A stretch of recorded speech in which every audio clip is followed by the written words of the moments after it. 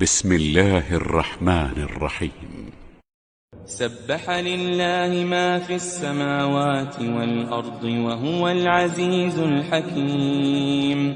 له ملك السماوات والأرض يحيي ويميت وهو على كل شيء قدير. هو الأول والآخر والظاهر والباطن وهو بكل شيء عليم.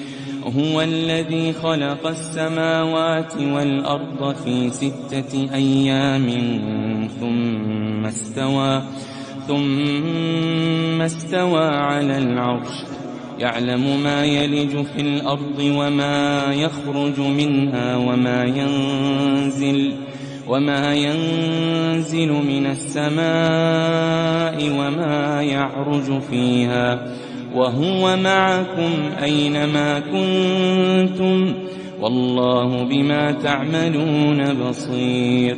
له ملك السماوات والأرض وإلى الله ترجع الأمور. يولج الليل في النهار ويولج النهار في الليل وهو عليم بذات الصدور. آمنوا بالله ورسوله وأنفقوا مما جعلكم مستخلفين فيه، فالذين آمنوا منكم وأنفقوا لهم أجر كبير. وما لكم لا تؤمنون بالله والرسول يدعوكم لتؤمنوا بربكم وقد أخذ ميثاقكم إن كنتم مؤمنين. هو الذي ينزل على عبده آيات بينات ليخرجكم من الظلمات إلى النور وإن الله بكم لرءوف رحيم. وما لكم ألا تنفقوا في سبيل الله ولله ميراث السماوات والأرض. لا يستوي منكم من أنفق من قبل الفتح وقاتل، أولئك أعظم درجة من الذين أنفقوا من بعد وقاتلوا، وكلا وعد الله الحسنى والله بما تعملون خبير. من ذا الذي يقرض الله قرضا حسنا فيضاعفه له وله أجر كريم. يوم ترى المؤمنين والمؤمنات يسعى نورهم بين أيديهم وبأيمانهم بشراكم اليوم جنات تجري من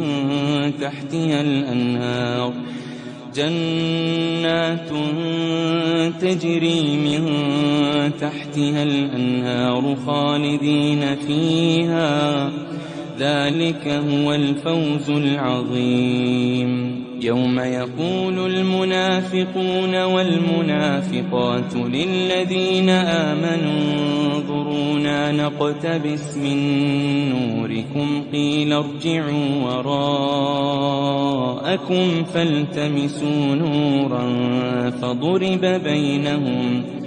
فضرب بينهم بسور له باب باطنه فيه الرحمة وظاهره من قبله العذاب. ينادونهم ألم نكن معكم قالوا بلى ولكنكم فتنتم أنفسكم ولكنكم فتنتم أنفسكم وتربصتم وارتبتم وغرتكم الأماني حتى جاء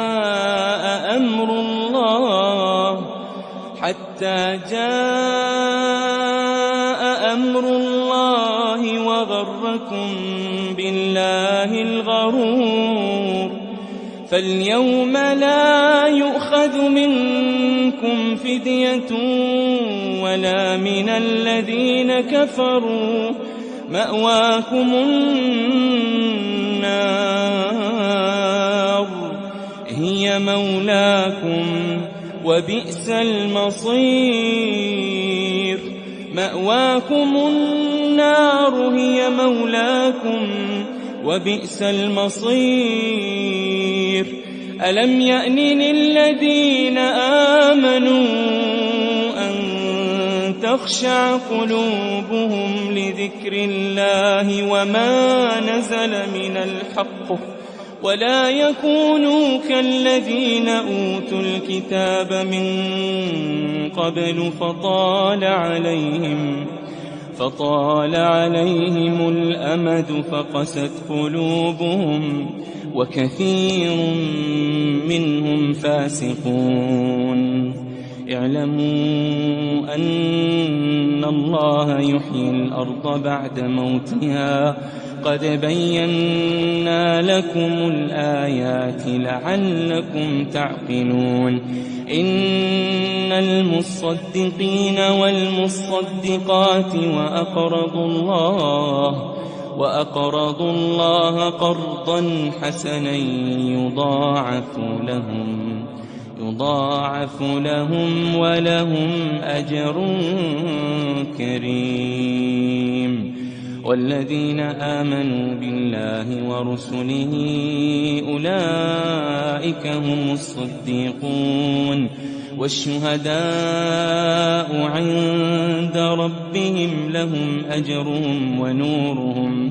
والذين كفروا وكذبوا بآياتنا أولئك أصحاب الجحيم. اعلموا أنما الحياة الدنيا لعب ولهو وزينة وتفاخر بينكم وتكاثر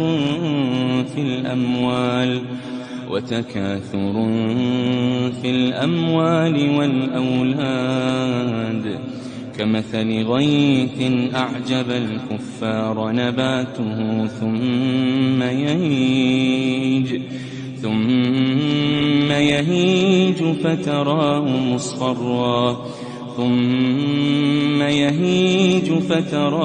مصفرا ثم يكون حطاما. وفي الآخرة عذاب شديد ومغفرة من الله ورضوان.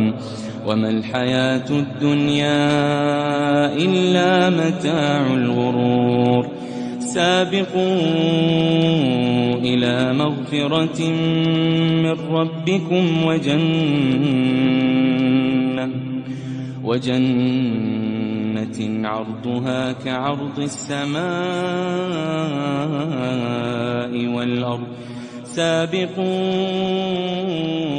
إلى مغفرة من ربكم وجنة عرضها كعرض السماء والأرض أعدت للذين آمنوا بالله ورسله. ذلك فضل الله يؤتيه من يشاء والله ذو الفضل العظيم. ما أصاب من مصيبة في الأرض ولا في أنفسكم إلا في كتاب من قبل أن نبرأها إن ذلك على الله يسير لكي لا تأسوا على ما فاتكم ولا تفرحوا بما آتاكم والله لا يحب كل مختال فخور الذين الكتاب والميزان ليقوم الناس بالقسط وأنزلنا الحديد فيه بأس شديد ومنافع للناس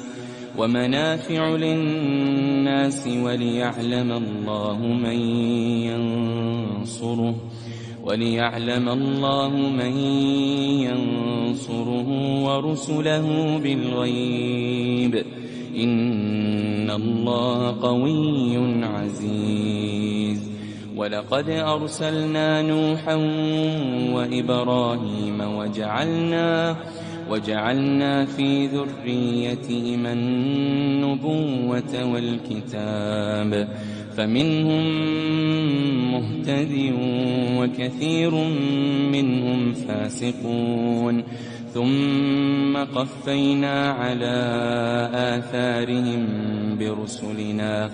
برسلنا وقفينا بعيسى ابن مريم وآتيناه الإنجيل وجعلنا في قلوب الذين اتبعوه رأفة ورحمة ورهبانية ابتدعوها ما كتبناها عليهم إلا ابتغاء رضوان الله فما رعوها حق رعايتها فآتينا الذين آمنوا منهم أجرهم وكثير منهم فاسقون يا أيها الذين آمنوا اتقوا الله وآمنوا برسوله يؤتكم كفلين من رحمته ويجعل لكم نورا تمشون به ويغفر لكم والله غفور رحيم يا أيها الذين آمنوا اتقوا الله وآمنوا برسوله يؤتكم كفلين من رحمته ويجعل لكم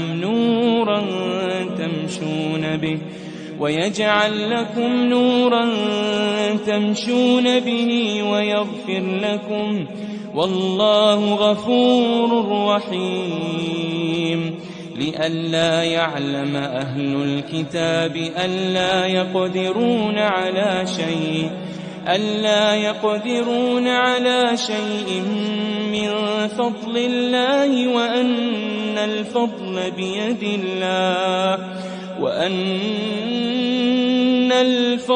بيد الله يؤتيه من يشاء والله ذو الفضل العظيم.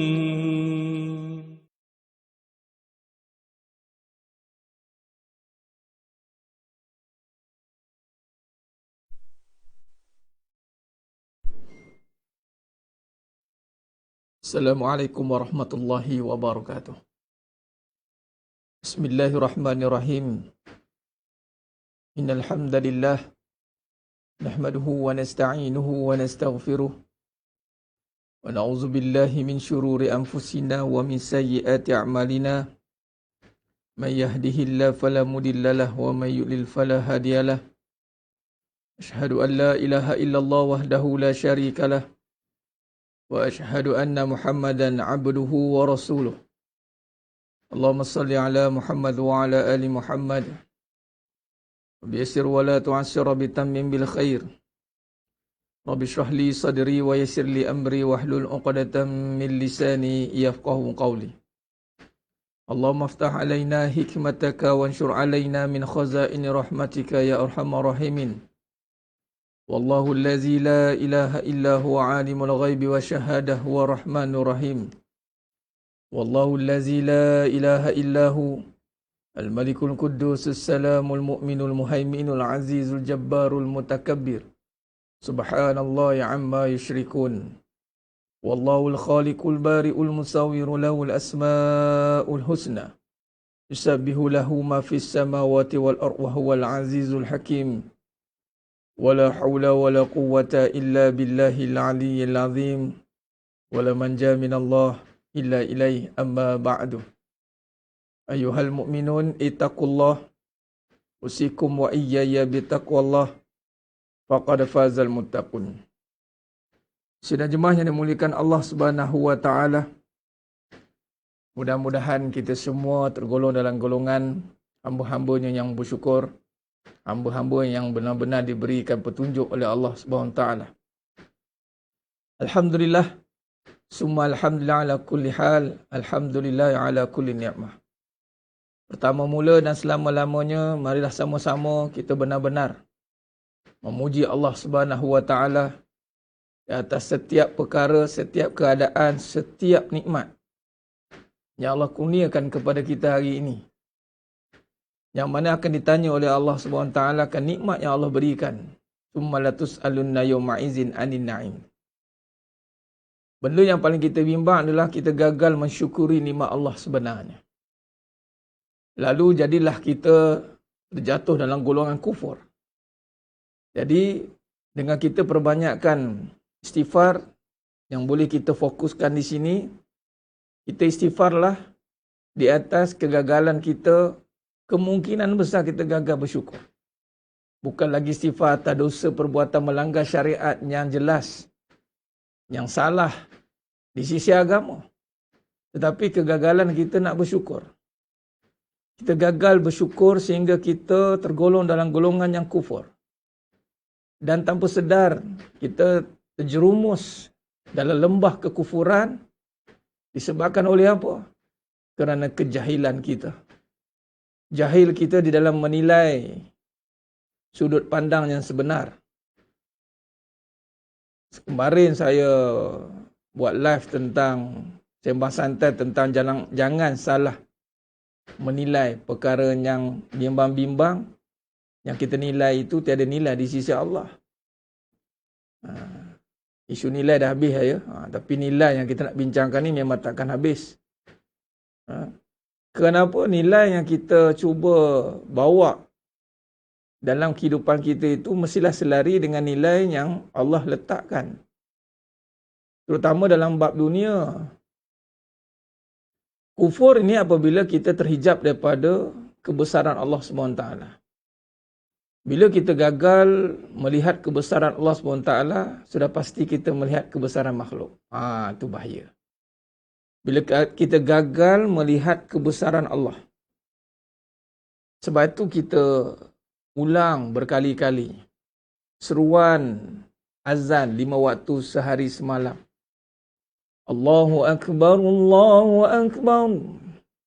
Dalam takbir, rukun. Melafazkan takbir Allahu Akbar. Dalam kita menyambut Aidul Fitri, syariat kita melakukan takbir. Memperbanyakkan takbir Allahu Akbar, Allahu Akbar, Allahu Akbar. Sehari semalam. Maknanya malam sehinggalah habis selepas menunaikan solat Aidul Fitri selesai. Selang sebulan nanti kita Syawal, Zulqa'edah, Zulhijjah, kita bakal pula menyambut Hari Raya Kurban yang mana di sisi agama ini lebih besar pengajaran, pengisian dalam menyambut Aidul Adha. Sehinggakan disyariatkan 3 hari takbir. Sehinggalah hari yang terakhir, yakni sehinggalah sebelum menggelincir matahari, yakni lepas asar. Habis. Takbir membesarkan Allah Ta'ala. Allahu Akbar, Allahu Akbar, Allahu Akbar. Tuan-tuan. Dan ketika itu berlakunya ibadah haji. Di sana juga membesarkan Allah Ta'ala. Labbaik Allahumma labbaik, labbaik la syarika laka labbaik, innal hamdak wan ni'matak laka wal mulk la syarika lak. Subhanallah. Rupanya hidup kita ni tuan-tuan, kalau nak tengok tentang kufur dan syukur ini termaktub dalam bagaimana kita mampu melihat kebesaran Allah Subhanahu wa Ta'ala. Kita mungkin mampu menyebut tapi tidak mampu melihat. Menyebut tetapi buta. Mendengar, ada telinga tetapi peka. Ada hati tetapi tertutup, terhijab kita. Ini kita bimbang. Ada mata buta, ada mulut, kita tak mampu menyampaikan kebenaran, sekadar kita menyatakan tetapi tidak dari hati yang benar. Telinga pula ada tapi tuli, pekak rupanya. Kita bimbang tuan-tuan, sebab semakin lama kita hidup, adakah kita melihat kebesaran Allah, atau semakin lama kita hidup, kita rasa diri kita besar. Ini satu pertembungan yang cukup dahsyat. The battle, pertembungan antara diri, nafsu dan kebesaran Allah. Nafsu inilah yang akan mencari-cari, merabak, merobek kebenaran jika tidak ditundukkan. Ini ujian Allah. Kita kena terima dengan hati yang lapang. Kita kena terima bahawa kita di pentas ujian darul imtihan. Dan kita kena sedar di mana keutamaan kita dalam beragama ini. Apakah utamanya itu adalah mengekang hawa nafsu, menundukkan hawa nafsu. Seluruh amalan kita sebenarnya nak menundukkan hawa nafsu sebenarnya. Ibadah haji, ibadah kurban, itu menyembelih nafsu-nafsu mazmumah. Sifat mazmumahnya nak disembelih, darahnya mengalir itu menyatakan tentang kebesaran Allah. Kita hidup asbab darah yang ada, darah ada kerana nyawa yang ada. Nyawa yang ada kerana napas yang diberikan. Maka dari napas ada nyawa, dari nyawa jadi darah, darah jadi daging, daging jadi fizikal. Di mana diri kita? Di mana keakuan? Tiba-tiba disoalkan satu soalan dilontarkan, adakah anda reda? Gugup nak jawab.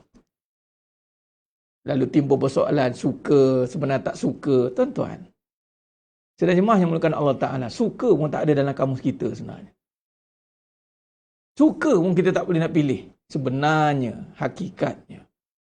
Tapi di saat Allah berikan akal untuk memilih yang hak dan batil sebenarnya, tetapi kita gagal menggunakan akal, akhirnya akal kita mula berfikir-fikir tentang segala ketentuan Allah. Kita mula berfikir-fikir, mula menyoal-nyoal. Kerana apa? Jahil. Sebab tu soalan saya lontarkan dalam status terbaru, saya kata, sesiapa yang mengikuti pengajian, yang tak ngaji minta maaf. Tak dapat dia nak nolong. Yang mengaji pun kena sungguh-sungguh. Bukan macam cik semua, kejap ada, kejap tak ada. Sebab tu kita pun menyatakan kesungguhan. Sebab tu dakwah ni tiada titik noktah. Tak ada rehat bila penat tidur. Tu saja. Tidur pun tengok pula keadaannya macam mana. Rehat kita diganti dengan ibadat. Ibadat Allah jadikan rehat, tuan-tuan. Hebat orang-orang agama ni. Jadi sedang jemaah yang mulakan Allah SWT, yang tak mengaji memang suka mempersoalkan. Sehingga yang disoalkan itu takdir Allah Ta'ala. Dua soalan besar saya bagi kat situ. Redha atau tidak. Itu saja. Kita bukan suruh buat kajian dari sudut kemampuan, keperluan, masalah, keluar semua cerita. Tuan-tuan, nak jawab redha atau tidak je. Bayangkan soalan di kubur, ma rabbuka, nak jawab Allahu Rabbi saja. Nak jawab aku redha pun, uish, tak bolehlah ustaz. Tak bolehlah hukum kalau saya tak redha bermakna saya ahli neraka. Memanglah dah tak redha. Habis kena redha? Memanglah kena redha. Tapi saya tak suka. Adakah hidup ni atas suka? Bawa anda kahwin atas suka lah. Siapa suruh kahwin atas suka? Bukankah Nabi suruh kahwin atas agama? Bukankah Nabi suruh kahwin atas agama? Kerana agama? Jawab. Siapa punya kerja kahwin atas suka ni? Cuba bagi tahu. Mukadimah kena lah, nasib lah. Sebab kita tak ada masa lagi, tuan-tuan. Bila lagi kita nak membongkar kebenaran? Ni namanya mengaji. Mengaji nak menambah kefahaman. Kalau mengaji tak faham, mengaji buat apa? Beramal belum tentu faham. Anda berkahwin, beramal kan? Berkahwin tu amalan lah. Dah lama berkahwin, nak cakap redha pun gagap. Macam mana nak? Subhanallah. Kita tanya redha atau tidak dengan takdir? Ini soalan yang ditanya macam mana saya ditanya oleh guru saya. Saya bersama Datuk Syukri Mufti Kelantan. Begitu juga saya tanya, cuma panjanglah sikit. Saya tanya tu panjang lebar. Saya mengambil respon daripada ada golongan menyatakan dia yakin, seyakin-yakinnya tak ada wanitanya redha. Saya dengar, saya tak boleh terima lah. Takkan tak adanya redha. Sebab redha ini adalah kemuncak, malah menjadi jalan utama orang beriman. Maka di sini saya melihat banyak kerja lagi kena buat. Rupanya manusia ni dia gagal membezakan perasaan dan kebenaran. Akhirnya bercampur aduk. Sebab tu Allah kata jangan campur aduk. Wala talbisul haqqa bil batil wa taqtumul haqqa wa antum ta'lamun. Jangan campur aduk perasaan. Jangan jadikan agama itu perasaan.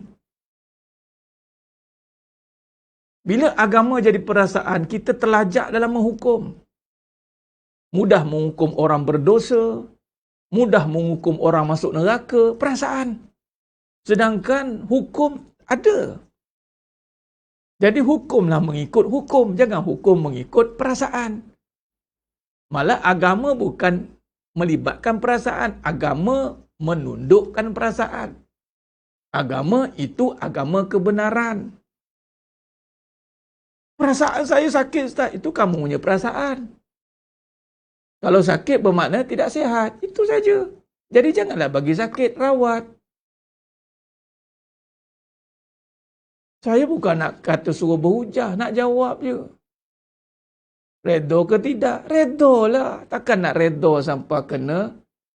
Redha sampai nak kena apa? Nak kena perfect dulu baru redha. Tak payahlah. Itu kat syurga. Selagi mana kita gagal melihat kesempurnaan Allah, kebesaran Allah, selagi itulah keredaan takkan muncul dari mulut kita. Sebab tu jangan merungkai kehidupan, mengikut sangkaan, mengikut pengalaman, mengikut kebendaan. Saya dah berkata, jangan. Tak kisahlah umur kita berapa, dah lama hidup ke, macam-macam contoh depan mata ke, tolong kembali kepada kebenaran. Ketika ahlinya berkata, tunduklah kepada yang berkata itu. Siapa yang jadikan kahwin ikut suka ni? Awal-awal kita tak ikut Nabi dah. Tiba-tiba nak kata sunnah. Sedangkan nikah as-sunnah. Nikah lagi bukan sunnah. Nikah tu sunnah. Tapi kalau nikah yang pertama pun sunnah, nikah kedua bukan nama nikah. Nikah juga kan? Sunnah jugalah. Nikah nombor 3 tu bukan nikah. Nikah juga. Sunnah lah tu. Di mana nak menafikan? Tapi di saat sunnah, agama tak ikut. Kahwin bukan sebab agama. Saya melihat kalau kahwin sebab agama, redha nombor 1. Bukan kata nak suruh nikah lagi ke kahwin lagi. Redha itu. Redha bermaksud menerima segala ketentuan Allah. Itu saja. Bila tak faham, itu mula menentang. Nampak sangat yang tak mengaji itu yang menentang. Habis Ustaz yang mengaji pun menentang, mana dia belum mengaji lah. Dia mungkin ambil tahu saja. Mengaji ni apa? Membersihkan hati, tuan-tuan. Mengaji, membersihkan hati. Kalau mengaji tak bersih hati, itu bukan mengaji namanya. Nampak? Sebab tu hal-hal kehidupan kaitkan dengan agama. Bila kait dengan agama, jangan bawa perasaan. Perasaan tak masuk perbincangan kita.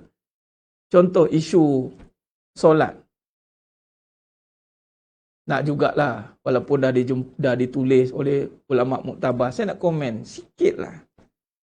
Bila uli amri dah bagi keputusan muzakarah fatwa, kita ni jangan berpecah apabila kita ada ketua. Habis cerita. Ketua dah keluarkan satu fatwa mengatakan sudut solat Jumaat bagi lelaki. Gugur. Ketua. Di Selangor keluar fatwa. Soal kita suka tak suka, tolak tepi dulu. Fatwa mengatakan gugur kewajipan. Maka tak kewajipan, maka tak berdosa. Tapi Ustaz, kalau rasa bersalah, itu cerita lain. Sebab tu ulama, dia bukan bawa nama dia. Dia membawa majlis muzakarah ulama. Kita jangan sangka buruk. Yang buruknya kita. Kita berlapang dada. Muhasabah diri je lah. Itu kata kalau perasaan tu kita nak marah ni, tak ada ni, tak boleh ni. Ini dah jadi munafik ni. Mula gitu. Betul-betul tempik kita nak marah ni. Ini semua ni berdosa ni, tak solat. Allah, semua kena. Dah kita. Ada benda di luar kemampuan kita. Maka berbalik kepada uli amri. Jangan ikut perasaan lah. Ada hukum kan. Sama dengan kahwin. Kahwin ni hukum dia wajib ke, sunat ke, harus ke, haram. Bukan hukumnya marah. Ada. Ni dah hukumnya marah. Belum apa-apa lagi marah. Belum apa-apa lagi marah. Apa cerita ni? Hukumnya apa? Wajib ke? Suami ni wajib dah, tak wajib. Suami yang dah kahwin sekali tu dah wajib. Kahwin kedua ni tengoklah pula. Sunat ke? Kalau sunat dihalang buat apa? Ustaz, suami saya tak mampu. Tak mampu macam mana? Bincang dengan hakim. Bincang elok-elok. Yang pergi ganapkan rumah tangga yang pertama tu kenapa? Kan? Ada hukum, ikut hukum. Habis Ustaz, kalau menentang tak suka tu, adakah kita ni orang perempuan menjadi ahli neraka? Dah kamu keluar perangai ahli neraka? Apa perangai ahli neraka? Marah-marah, tengking suami, protes. Habis Ustaz, kalau tak suka janganlah marah. Tak suka lah. Tapi adakah hidup atas suka? Anda bayangkan, sahabat-sahabat dulu tuan-tuan, pergi berperang di jalan Allah tuan-tuan. Suka ke nak mati? Bagi tahu. Suka-suka nak tinggalkan anak bini. Sehingga kita dapat Islam sekarang ni. Kita ikut suka kita. Suka buat, tak suka tinggal. Mana boleh agama ikut suka? Memang satu saat kita tak suka. Tapi kita rujuk kebenaran, ini kebenaran. Jadi, suka tolak tepi. Suka tu perasaan. Kebenaran duduk depan. Bila kita utamakan kebenaran, di saat kita tak suka, Allah gantikan tak suka tu dengan bahagia. Apa macam?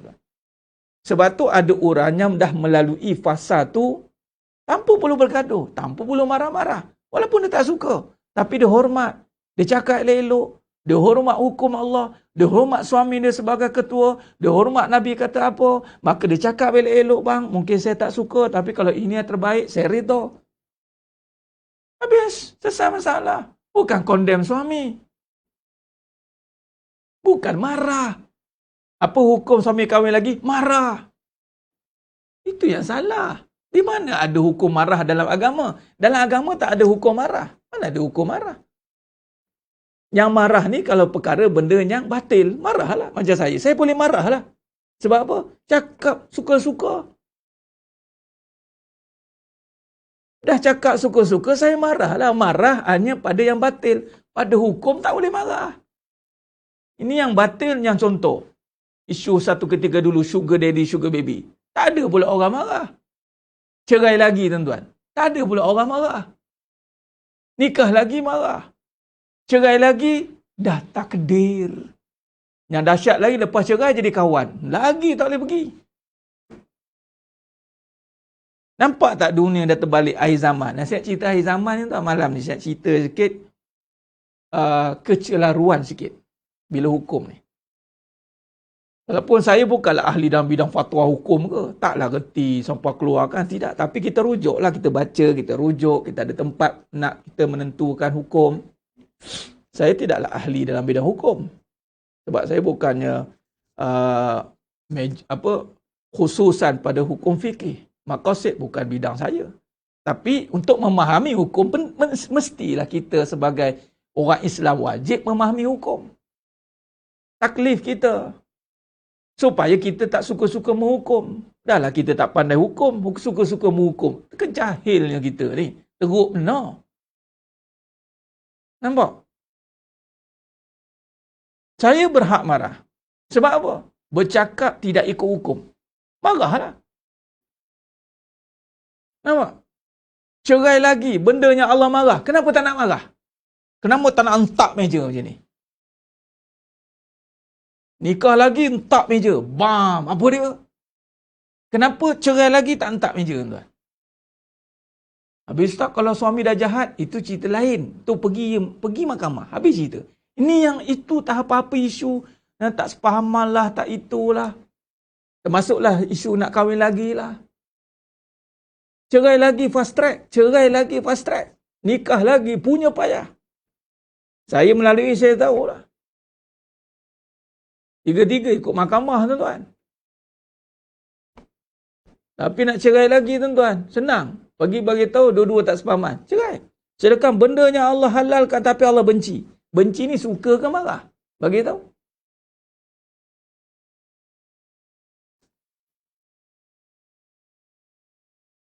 Nampak?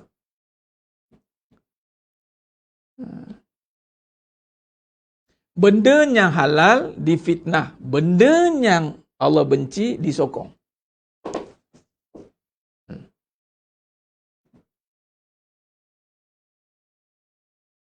Jadi sedang jemaah yang mulakan Allah Ta'ala. Persiapan akhir zaman kita berbalik kepada hukum. Itu je saya cakap ni.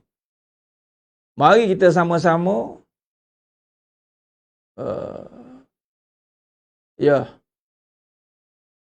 beberapa malam ini memang ujian lain ni saya nampak. Tak apalah. Suasana sekarang ni. Tapi nanti tengok balik. Yang mana tak dapat, relive balik lah. Tengok balik ya. Yang mana okey, Alhamdulillah. Inilah cabaran kita.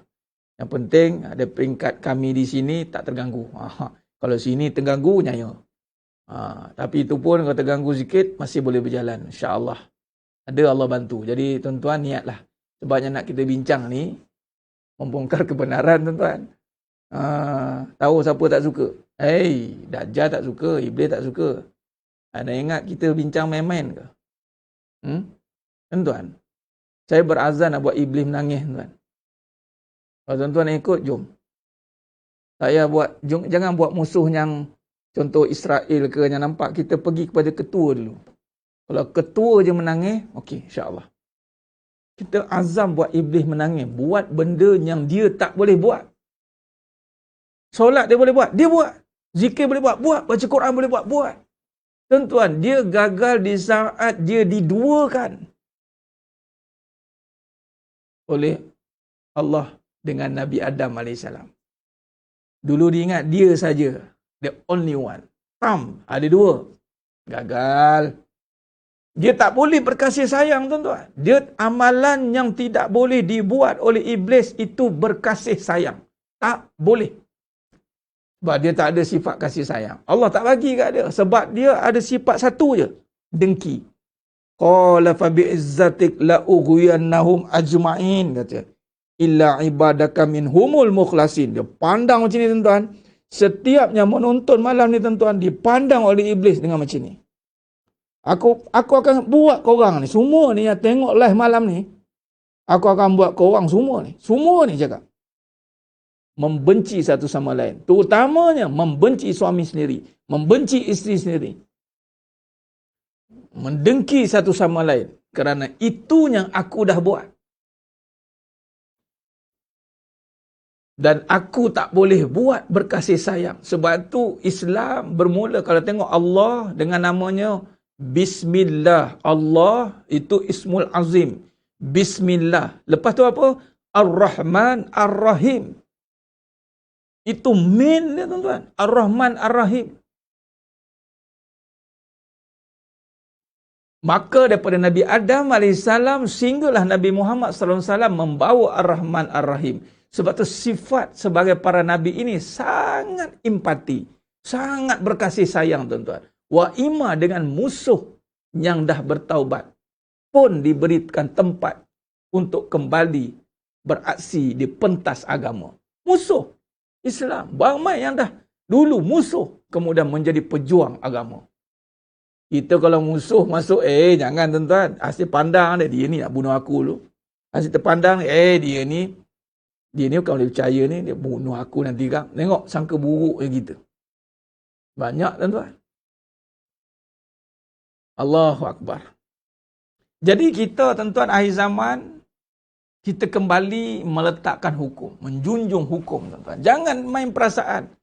Jangan nak mainkan kata-kata yang boleh membuatkan orang menggolak-golak perasaan. Tapi Ustaz bagi timbul persoalan kan bergolak perasaan. Itu sendiri bergolak. Sendiri bergolak siapa suruh? Soalan yang itu sendiri bergolak. Ini kita tak mainkan perasaan. Kita tanya kebenaran. Setuju tidak? Redha tidak? Keluar hujah. Habis kita. Cari jalan. Sebab itu, antara institusi amalan yang boleh merosakkan amalan yang banyak, itu apabila amalan yang utama berkasih sayang tidak mampu disebarkan. Bagaimana anda nak solat dalam hati ada benci? Bagaimana anda nak bersedekah dalam hati ada benci? Bagaimana anda nak berzikir dalam hati ada benci? Bagaimana anda nak buat amalan yang banyak tetapi dalam hati ada benci? Benci ni tuan-tuan, dia akan jadi satu virus, wabak yang melekat dekat hati. Kalau tidak dibersihkan, dia akan membakar seperti api dalam sekam, tuan-tuan. Maka datanglah persoalan kahwin lagi. Itu saja. Itu sebagai kulit dia. Nak tengok syariat, nak tengok hakikat. Itu saja. Syariat perkahwinan. Nak tengok hakikatnya apa. Itu saja. Rupanya hakikatnya suka, bukan cinta. Itu pun dua perkara berbeza. Kahwin sebab suka, bukan sebab cinta. Bagaimana nak sebab cinta? Kena Allah pun tidak. Tidak bermula dengan nama Allah. Bermula dengan ini aku terima nikahnya Pi'ah binti Jemah. Dengan mas kahwinnya sekian. Aku terimanya nikah Pi'ah binti Jemah. Nama. Dengan bermula dengan berbini. Bini bermula dengan nama laki. Kemudian bina kehidupan dengan nama masing-masing. Kemudian mempertahankan nama manusia. Kemudian apa jadi? Tak jadi manusia. Masing-masing keluar perangai jadi seorang macam setan, seorang macam iblis, seorang macam binatang, seorang macam langsui. Keluarlah perangai. Sebab masing-masing bawa nama manusia, tak bawa nama Allah. Bila tak bawa nama Allah, tak bawa nama Allah, bawa nama manusia, dia takkan jadi manusia. Takkan jadi manusia. Malah dia akan lebih teruk daripada binatang. Maka iblislah yang akan kontrol rumah tangga begitu. Iblislah akan kontrol setiap manusia yang membawa nama diri.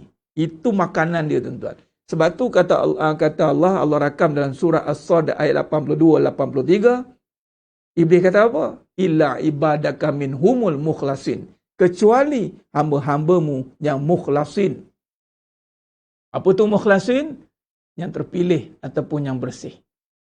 Bersih apa? Bersih daripada pengkhianatan terhadap erti hakikat yang sebenar, yang mana kita bermula dengan tiada nama. Nama kita bermula di saat diberikan nama setelah 7 hari. Itu pun kalau ikut sunnah 7 hari. Kadang-kadang mak ayah pening nak bagi nama. Nak pula nama kadang-kadang tak ikut agama. Lagi pening. Keluar ada IC, keluar itu pun dah keluar nak tulis kat surat beranak pun tulis nama lain lagi. Kadang-kadang tu, tuan-tuan. Dah keluar nama, panggil nama lain. Nama Zainab, panggil Nab. Nama Zuriah, Yah. Selagi bulan Joyah. Nama kadang-kadang cantik nama. Tapi, Ya Rabbi, gelaran lain dia pula dipanggil. Allahu Akbar. Kan? Nama dia elok.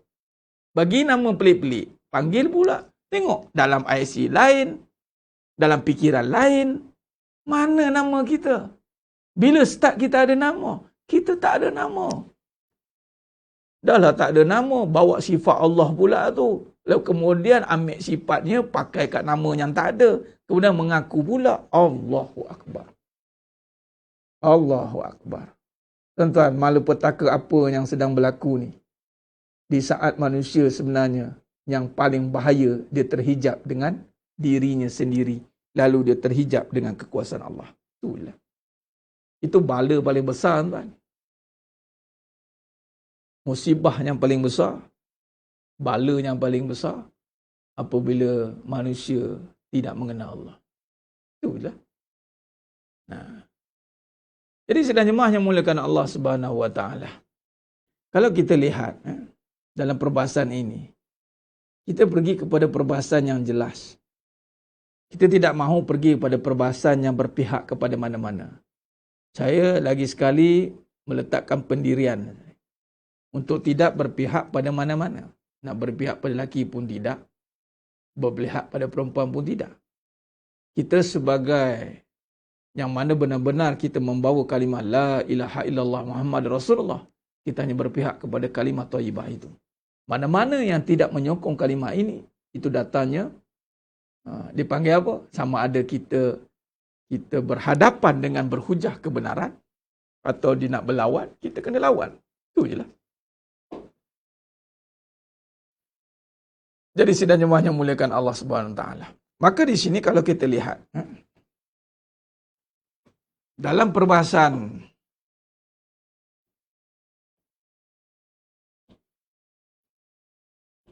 disebut tentang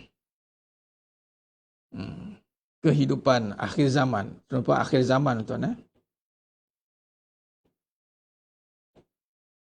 Semalam dan kemarin kita dah sentuh tentang bagaimana ikut jejak langkah.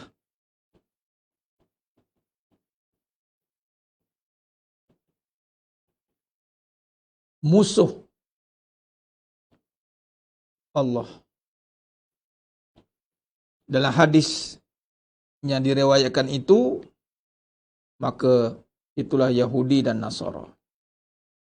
Nasrani.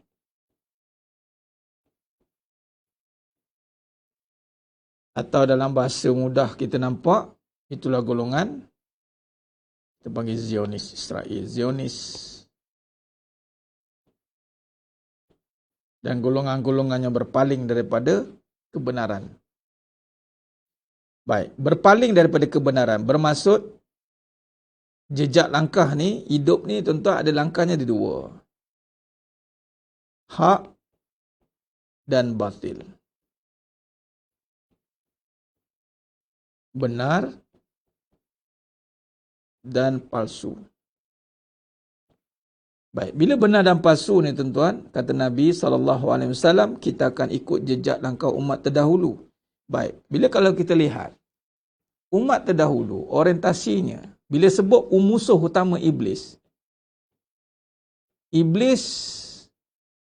dia akan menafikan yang benar supaya kita berpaling kepada benar dan pergi kepada palsu. Maka Iblislah yang akan memberikan, apa dia akan buat? Ideologi. Ataupun fikiran. Dia akan masuk pada fikiran. Bagaimana nak meracun fikiran ini, tuan-tuan? Bagaimana nak meracun fikiran ini atau dipanggil fahaman? Bagaimana yang dikatakan fikiran yang diracuni? Nak diracun dengan apa? Senang saja nak racun fikiran. Mainkan perasaan. Atau yang dinamakan nafsu. Perasaan. Atau emosi. Ini yang semalam kita bincangkan tentang depres tu. Tekanan perasaan. Tekanan perasaan. Kenapa boleh tekanan perasaan? Sebab pada perasaan diletakkan segala impian dia. Macam tadilah. Perasaan apa? Perasaan cerita tentang apa? Suka. Lawan suka, duka. Itu je lah suka. Atau perkataan sayang. Perasaan sayang. Macam mana boleh datang sayang ni ya? Macam mana ya? Pertama sekali dia akan tengok apa? Apa Apa yang boleh datang sayang ni? Rupa. Li jamaliha. Apa lagi? Harta. Li maliha. Apa lagi? Keturunan.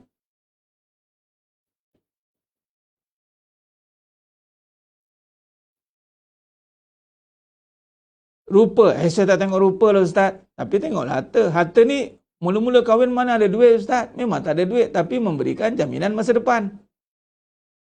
Awak boleh jaga saya? Saya akan menjaga awak jemaah. Ya. Baiklah. Keturunan ni apa? Kena keturunan. Tuan-tuan nak tahu keturunan ni macam mana? So romantik. Dia ni lemah lembut lah tengok. Alahai. Pick up lain lah. Ni keturunan lembut-lembut cakap ni. Baguslah dia Ustaz. Saya tariklah dengan cara cakap dia. Tengok dia didikan keluarga. Alahai, seronoknya.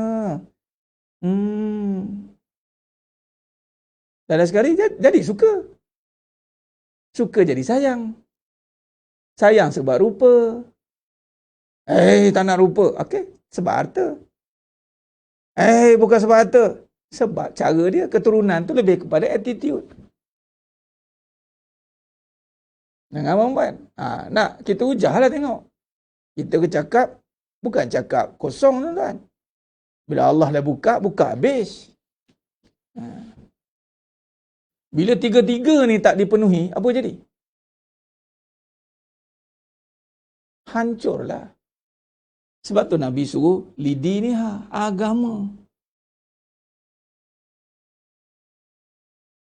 Agama ni bawa balik kepada mestilah tauhid.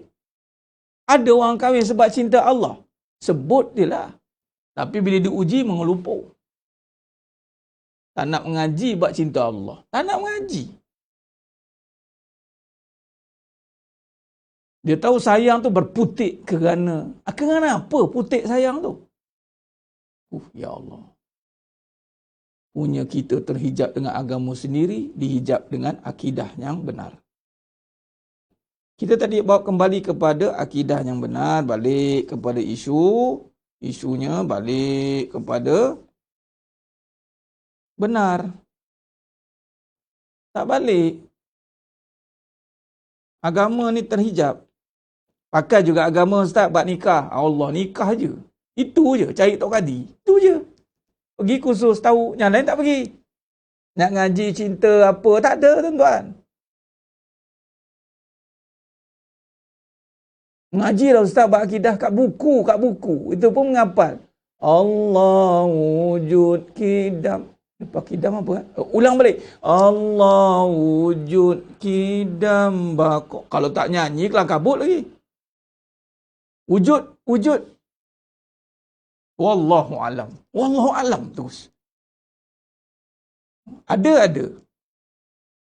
Ada ni kita lah Ustaz. Sudah katanya. Ada tu kita. Saya ada isteri, saya ada anak, saya ada semua. Saya ada. Ada je gagal lah. Tu mengandung ada tu. Tu yang keluar isu duk kait-kait tu. Tu yang tak balik pada hukum tu. Lepas tu mainkan satu isu trap, perangkap. Takkanlah tak suka poligami masuk neraka, Ustaz. Siapa kata masuk neraka? Yang masuk neraka tu perangai kamu. Bila tak suka ni, anda ingat boleh senyum ke? Kalau anda tak suka ni, ingat boleh senyum? Mesti buat perangai. Sebab tu tak boleh duduk dengan tak suka. Kena pergi duduk pada agama. Agama yang ubah tak suka kepada menerima. Menerima ni, itulah bahagia. Jadi tak adalah istilah walaupun tak suka. Tak adalah walaupun tak suka. Mana tak suka tu dah tak ada lah. Sebab dah ganti dengan menerima. Menerima tu bahagia. Mana ada, saya terpaksa menerima, saya telan walaupun pahit. Itu kamu sendiri. Kamu duduk kat tak suka, siapa suruh? Duduk lagi pertahankan suka, tak suka. Pertahankanlah.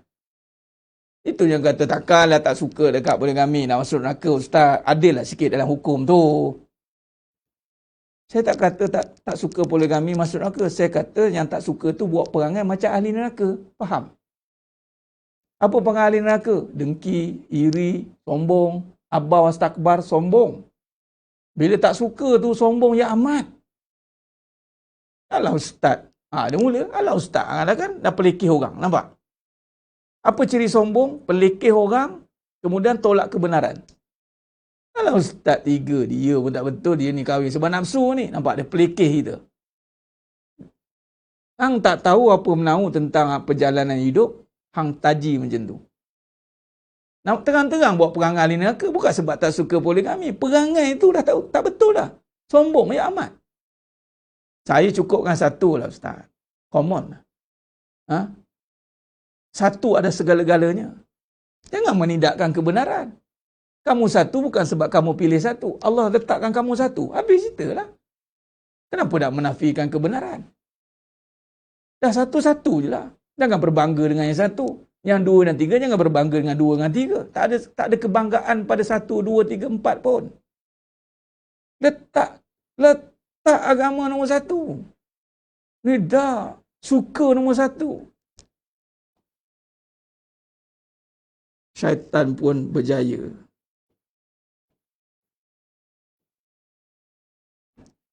Buat sebab suka. Bukan sebab agama.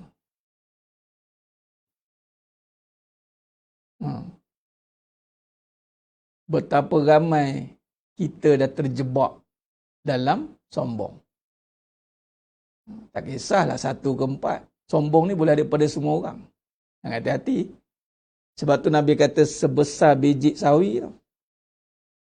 Bermaksud apa? Mudahnya sombong. Kalau orang ada ilmu, sombong dengan ilmu. Dia sombong ni dia rasa dia sempurna. Dia dah rasa sempurna, habislah.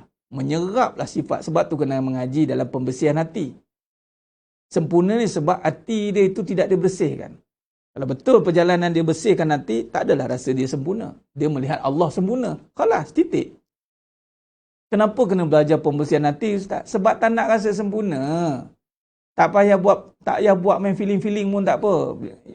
Mengaji bab pembersihan hati, bawa kepada akidah, sekejap lagi rasa bersalah. Tak payah nak pergi buat statement, rasalah bersalah.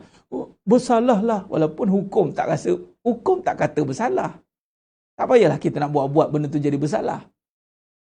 Macam contoh solat kan. Dah kata solat itu dah digugurkan kewajipan. Tak payahlah beria-ria nak nangis beria-ria. Tak payah. Kita ni ada hukum, ada agama, kita ikut. Relax. Tenang. Orang ada ilmu, ada agama ni dia relax. Agama Islam adalah agama yang menenangkan. Semalam ada sahabat kita datang. Tanya kat saya. Ustaz, macam mana Ustaz persiapan zaman ni? Kata kena buat begitu, begini, macam mana Ustaz? Saya dah mula tak boleh nak fokus nak buat. Nak jaga ni, nak survive lagi. Nak kena masa satu Ustaz, saya keliru ni. Saya pun jawab, agama tidak membawa kekeliruan. Kalau membawa kepada keliruan, itu bukan agama. Itu bukan kebenaran. Kebenaran ni membawa kepada kelapangan, lapang hati, tenang. Kita boleh buat senang tuan-tuan. Ya Allah, senangnya. Agama itu tidak menyusahkan. Nabi kata kepada Sa'ad bin Abi Waqqas ketika pergi berhijrah ke China, tuan-tuan, yassiru wa la tu'assiru. Permudahkan, jangan menyusahkan. Selesai. Yassiru wa la tu'assiru. Kalau dengar cerita tu, dengar makin susah. Ya Allah, ni itu bukan jalan agama. Jalan agama, jalan yang yassiru wa la tu'assiru.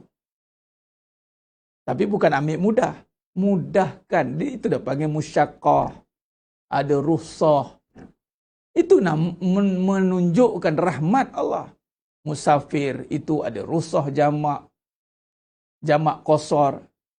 Tak perlu jamak qasar lah. Jangan sombong. Itu hadiah. Ada orang perlukan. Kalaulah kita tidak perlukan, jangan kata begitu. Tak rasa apa-apa Ustaz, boleh tamam, boleh sempurna. Buatlah. Tapi itu rukhsah bagi kadang-kadang ada orang perlu. Zaman dulu memang perlu. Jauh, penat. Puasa, penat, musafir. Rukhsah, boleh berbuka. Bukalah, tak perlu rasa bersalah. Tak boleh, dibolehkan. Cuma kodok. Itu je. Gantikan balik. Waktu tu dia berbuka kerana ada rukhsah dalam agama. Taklah sampai buka menangis-nangis. Ya Allah. Nangis-nangis nak buka. Ya Allah, tak payahlah. Dah Allah bagi. Ambil. Bismillah. Jangan kupur, jangan sombong sudah. Tengok. Aku boleh buka dah. Allah sombong lah pula. Hanya tak boleh sombong. Itu jangan. Saya dalam bab puasa ni pernah sekali Allah bagi pengalaman. Minum dalam flight tuan. Dululah lama cerita ni. 4 tahun lepas ke 3 lupa saya. Pergi satu negeri tu. Hari pertama puasa tuan. Biasa hari pertama puasa. Naik flight. Biasa flight attendant datang bagi. Kita ni dia offer air. Lah kita. Lupa yang kita puasa. Minum tu lah. Saya offer sebelah. Minum. Lepas minum habis secawan pula tu. Dah habis baru ingat. Ya Allah puasa. Boleh jadi tuan-tuan. Jangan main-main. Rupanya cerita berlaku. Saya cakap, macam ni rupanya. Lepas tu turun diam. Pelan-pelan. Kopiah tutup. Tidur. Orang sebelah tengok semacam tuan-tuan. Janggut minum dia. Tapi memang boleh pun musafir. Tak salah nak petikai kau naik kau terbang pun nak minum apa ni. Ini mesti ustaz penunggang agama ni sekiranya saya nak minum. Boleh, minumlah. Memang dalam musafir dibolehkan. Janganlah kita ni pesimis pandang orang. Dia ni hukum ni tuan-tuan. Dia letak pada tempatnya. Jangan ikut suka. Jadi sedang nyemahnya mulakan Allah SWT. Kan? Jangan. Ya, itu namanya rezeki. Tapi sekali tu je lah. Tak payah nak ulang banyak kali kan. Dah tak ada berlaku dah lah. Lepas pada tu. Allah nak bagi merasa. Hukum bukan untuk menghukum. Hukum adalah untuk digunakan mengendalikan kehidupan dan amalan. Cukup. Gunakan hukum. Tak tahu buka kitab. Tengok rujuk orangnya arif. Bukan rujuk hukum pada orang dia ni. Dosa tak dia ni? Dia dosa ni rasa ni. Tak payah. Yang sibuk dengan dosa orang. Kita pun tak tahu. Setakat mana. Saya pernah ditegur oleh guru saya. Lama juga cerita. Tahun 2006, 2007, 2006 tuan-tuan. Soalan mudah. Dia kata, apa hukum berimamkan imam yang fasik? Saya tanya. Itu guru saya cakap, kamu nampak time bila dia taubat? Allah. Jam. Kamu nampak time bila dia bertaubat? Kamu nampak time dia berbuat jahat? Time dia bertaubat kamu nampak? Kenapa tak nak mencari time dia bertaubat? Allah Akbar. Paku tuan-tuan. Ni cerita 6, 10 tahun. 2016. 8 tahun. 6 tahun, 5 tahun. 15 tahun ni cerita tak? Melekat lagi ni. Kita sibuk mencari maksiat orang. Tapi tak nak sibuk cari taubat orang. Cari, apa kamu cari ni? Aku nak cari bila dia taubat lah. Ke mana bila dia taubat ni? Nak cari taubat ni. Aku betul-betul tahu dia taubat ni. Ni tak? Mana dia buat jahat ni? Tengok tuan-tuan. Tajasus dalam Islam. Nampak? Di sini jemaahnya mulakan Allah SWT. Sebab tu ada orang dia nak mengajar. Tapi kurang ajar. Dia nak mengajar. Tapi kurang ajar dia mengajar. Terutama seorang isteri nak mengajar suaminya. Kurang ajar perangainya mengajar tu. Ya apa? Dia suka menghukum. Tu kurang ajar lah menghukum. Malah meremeh, merendah. Nak ajar-ajarlah sampai habis. Bimbing betul-betul. Nak tegur. Ajar, nasihatlah bagi habis. Ini nak nasihat ke? Apakah hukum berimamkan perokok? Waktu dia berimam tu dia isap rokok tak?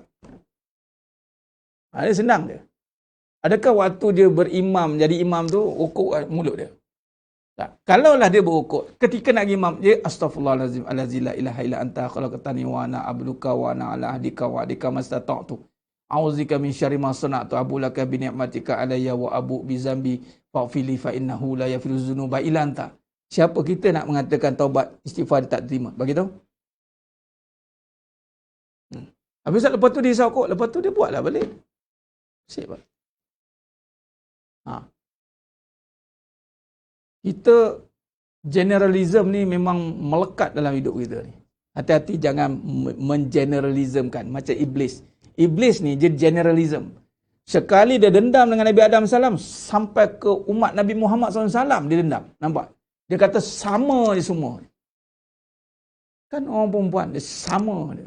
Kata makhluk perasaan. Sama lelaki perempuan perasaan juga. Kita ni makhluk berperasaan. Bukannya lelaki perempuan lebih. Kalau lelaki tu, kalau dia tak suka perempuan, sama je perempuan ni. Sama je.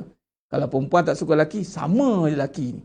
Perempuan sama je. Dia tak sebut lelaki dah, jantan terus. Jantan tak guna, terus sama. Dia lupa ayah dia lelaki. Dia lupa Nabi SAW lelaki. Dia lupa. Itu kalau dengan perasaan ni. Tak payah kata Atikah. Tak payah kata berimamkan perokok. Berwalikan. Ayahnya nak menikahkan tu. Cakap, tidak boleh wali fasik. Apa jawab? Jawablah. Saya tanya dengan Ustaz Sujak Qadi Darab Taling. Sekarang adanya ni penolong pengarah di bahagian Jaya Undang-Undang Keluarga. Dia kata sebelum nak nikahkan anak, istighfar. Astaghfirullahalazim, allazi la ilaha illa huwal hayyul astaghfirullahalazim. Dah, kita anggap dia dah taubat dah tu. Habis tak dia buat lagi, itu urusan dia dengan Allah lah. Waktu itu dia dah taubat, kita tengok syariat dia apa. Hukum dia dah bertaubat, istighfar. Syarat Nabi kata ketika dia istighfar dia sedar waktu itu, so taubatlah waktu itu. Kita lah. Dia belum sunat taubat ustaz, dia tak mandi taubat lagi ustaz, dia belum. Itu tambahan.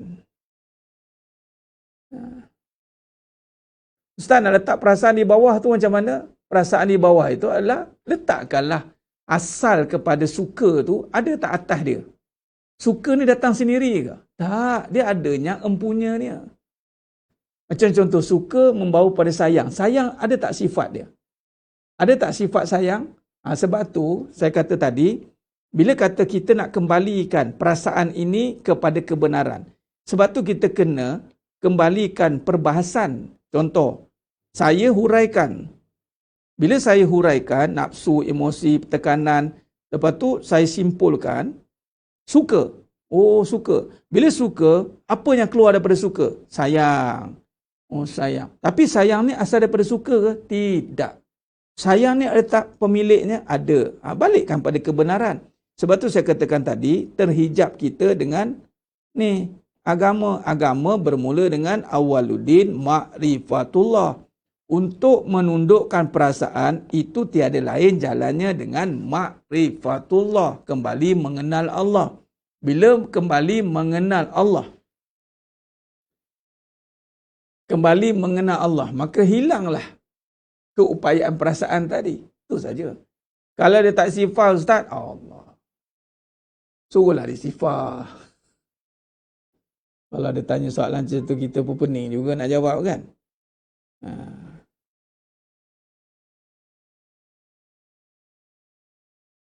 Kita melihat setiap orang ada potensi. Kalau tak, sekali pun. Cuba letak bagaimana sifat Nabi SAW. Di saat Nabi SAW merayu kepada Allah SWT, walaupun ada sebesar biji sawi yang mengucap la ilaha illallah, tolonglah keluarkan daripada neraka.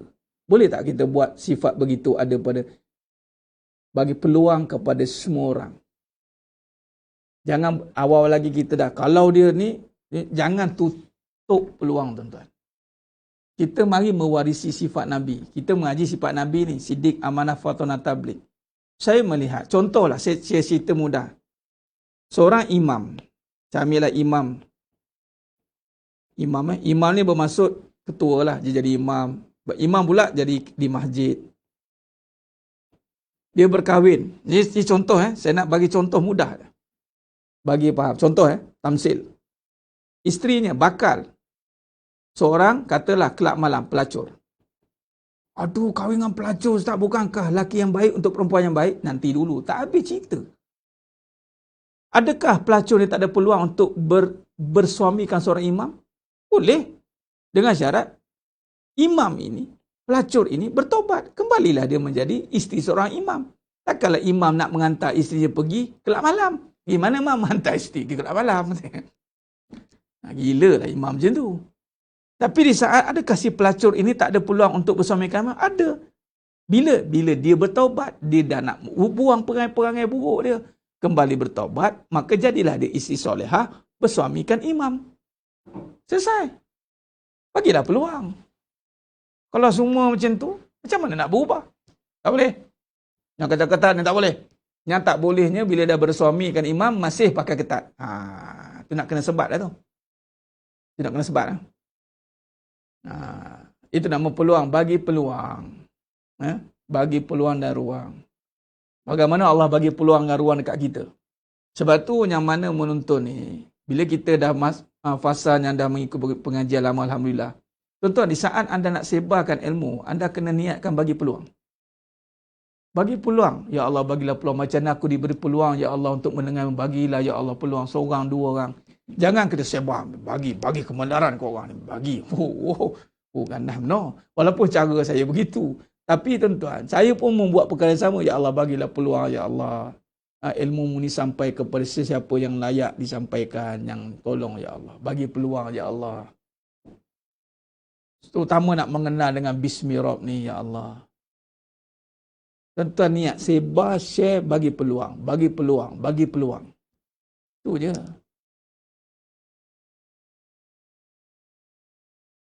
Labeling bahaya.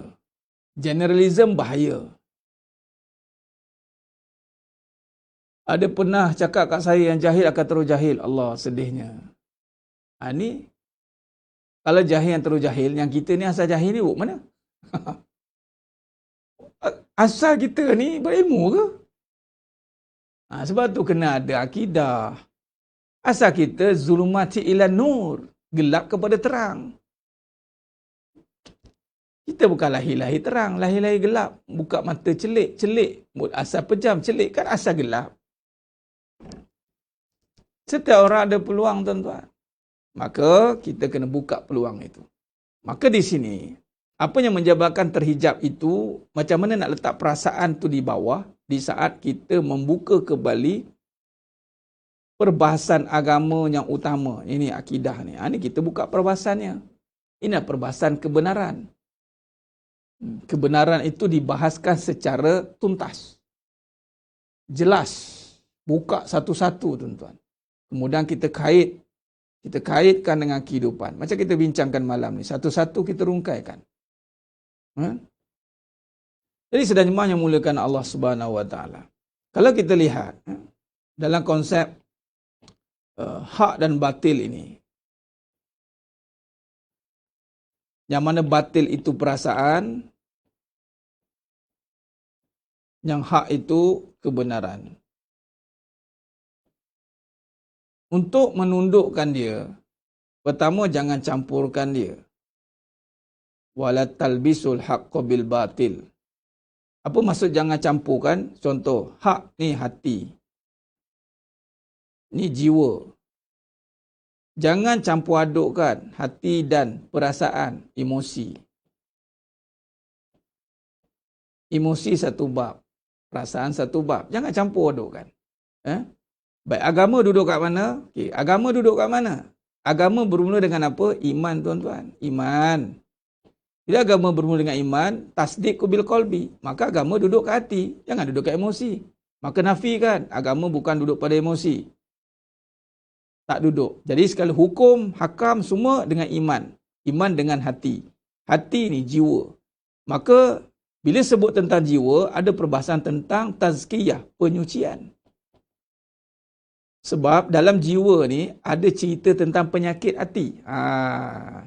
Penyakit hati ni, contoh penyakit hati itu sifat mazmumah. Sifat-sifat buruk. Mazmumah ni, kata Imam Al-Ghazali Ta'ala, membahaskan tentang sifat-sifat contoh hubbud dunia, cinta dunia. Semalam kita dah sentuh tentang cinta dunia. Kemarin.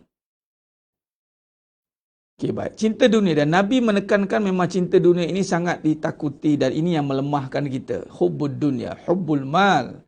Maka fitnah itu berleluasa melalui jalan mal, harta. Dunia ni harta.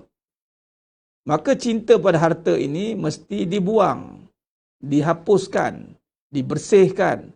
Baik, kenapa boleh ada cinta pada harta? Kerana Kerana apa? Keadaan dibesarkan. Maka keadaan. Jadi keadaan inilah kadang-kadang yang mendesak kita untuk berharta. Contoh keadaan susah. Susah kena ada harta. Itu keadaan. Jadi bagaimana tak nak dikuasai oleh keadaan ini? Maka kena besarkan perbahasan tentang mahmudah. Mahmudah kena besarkan cerita mahmudah. Lawan kepada cinta dunia adalah cinta akhirat. Lawankan dia. Dia kena lawankan. Maka macam mana nak lawankan dia? Kena ada ilmu perbahasan begini. Kena fahamkan. Bagaimana kita diberi kefahaman tentang dunia, betapa pentingnya dunia. Maka tuan-tuan semua yang dirahmati Allah SWT kena diberikan kefahaman tentang betapa pentingnya akhirat. Dia mesti melalui kefahaman. Maka dengan kefahaman ilmu yang benar, maka berjayalah menundukkan perasaan tadi. Maka perasaan susah itu berjaya dikawal apabila mengenangkan akhirat lagi susah. Dia gitu. Perasaan kita susah ni, susahnya kat dunia ni. Renung balik, ini susah sementara. Akhirat susah selama-lamanya.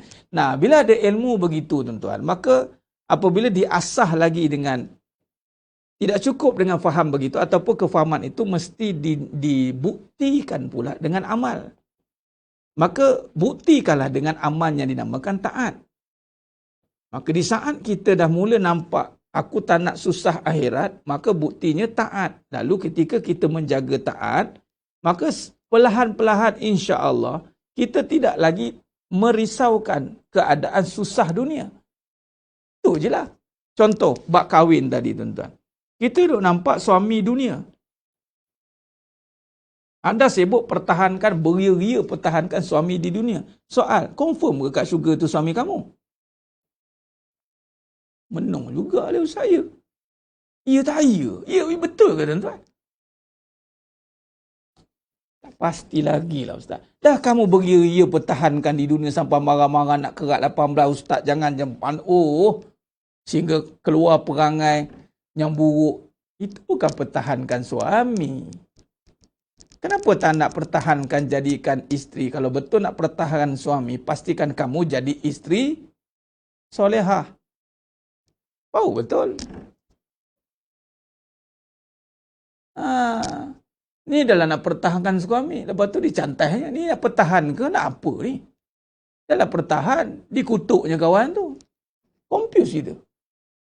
Tak kutuk Ustaz. Saya tak kutuk dia. Saya puji dia. Puji pula. Dialah satu-satu suami ada. Dialah. Dah kamu junjung suami pula. Ada satu soalan tu. Dia PM saya. Saya selama mana saya mengabdikan diri kepada suami. Pula dah. Siapa suruh mengabdikan diri kepada suami? Macam-macam ragam kita jumpa. Dah. Kan? Jadi kalau betul lah nak dapatkan syurga, maka jagalah dunia dengan KPI syurga. Nak dunia ni suami. Nak suami? Nak. Takkan kat dunia je kot. Pastikanlah kat syurga. Tu dekat kahwin dulu tu tulis til jannah. Apa cerita til jannah tu? Mana til jannah tu mana? Til je ke? Jannah tak ada dah? Dah til dah? Til tak? Tak tahulah til mana nak pergi ni. Kalau kata til jannah, pastikanlah projek pembangunan lebuh raya ke syurga dibangunkan. Maka terapkanlah ciri-ciri syurga, ahli syurga pula. Bila nak terapkan ciri ahli syurga, peli pula tu. Confirm ke masuk syurga? Pula dah. Ya Rabbi. Bila kita nak bangunkan ciri ahli syurga, dia pelinya kita. Kamu ni nak syurga ke nak neraka? Syurga Ustaz. Dah. Nak syurga kan ada ciri dia. Kamu pertama jadilah ahli syurga. Sign up dulu. Ahli belum confirm. Jadilah ahli syurga. Ada ahli yang tak aktif. Faham? Sebab apa ahli tak aktif? Sebab sifat dia tak ada. Dah jadi ahli syurga. Apa ciri ahli syurga ini? Duduk dalam taman dia. Apa dia? Ilmu. Taman syurga itu kena jadi sinonim. Rakan karib dia. Duduk dalam taman syurga. Tu dia. Dah jadi. Maka terapkanlah ciri-ciri ahli syurga. Apa dia? Tak ada cemburu. Tak ada cemburu. Tak ada. Tak ada. Ni saya tak boleh buat. Kalau kamu tak boleh buat, mana kamu tak nak bersungguh-sungguh jadi ahli syurga lah. Tak ada apa ni? Tak ada cemburu, tak ada iri, hasad. Cemburu ni dalam hadisnya hasad. Hasad ni dia tak boleh tengok orang dapat lebih. Hasad tu jangan hati-hati. Dia tak boleh tengok orang dapat lebih, malah dia berniat untuk orang tu dapat kurang. Biar dia tak kahwin. Biar dia rasa. Marah. Dia aku seorang kahwin. Pada muka tak laku. Perampas, cakap mulut sedap kadang-kadang tu kan. Yang kamu terkahwin tu sebab apa? Bukan kamu merampas seorang anak lelaki pada mak dia. Jangan. Kita spin balik baru tahu. Ustaz, adakah emosi berkait dengan iman dan ibadah? Contoh kalau emosi sedih. Nurul Atira, saya sedang cerita tentang perasaan. Saya tulis balik ya. Perasaan tu emosi. Emosi ni, apa kaitan dengan iman? Bila iman dia kuat, maka emosi dia stabil. Habis Ustaz, sedih-sedih tu, sedih dia memanglah ada. Perasaan ni tetap ada. Sedih tetap ada tu emosi. Cuma orang beriman, sedihnya itu terkawal. Dalam kawalan, malah sedihnya pula diletakkan mengikut iman. Sedih sebab apa? Dosa. Betul lah tu. Boleh tak nak sedih bukan sebab dosa? Boleh. Memang sedih tu boleh sebab benda. Dan kebanyakan memang sedih sebab benda pun. Jadi nak stabilkan sedih ni supaya tak mengada-ngada, maka bagilah kefahaman iman. Sebab tu orang beriman, dia tak sedih pada hal dunia, tapi dia sedih pada hal akhirat. Betul lah tu. Sedih dia tetap ada, tapi dialihkan kepada iman. Suka ni ada tak? Ada. Tapi suka ni dialihkan kepada iman. Bukan suka pada iman. Apa dia pada iman? Itu suka kepada, bukan suka pada dosa ni. Suka pada pahala. Dia balik pada pahala. Suka dan benci dia dibawa kepada iman. Benci pahala, suka. Benci dosa, suka pahala. Balik-balik jawab. Ya kan? Benci dosa, suka pahala. Tu dia. Maka itu, bukannya bila beriman, tak ada sedih, tak ada suka-suka ni, tak ada ni. Ini semua dunia semua ni. Amboi. Ngaji bagi habis. Orang yang beriman, dialah yang paling champion mengawal perasaan. Malah dia yang pandai kontrol, malah dia yang pandai menikmati perasaannya dengan perasaan yang benar. Dia suka tu suka yang benar, bukan suka-suka. Sukanya bersandarkan iman. Iman dia iman yang benar, sehingga suka dia kepada ketaatan.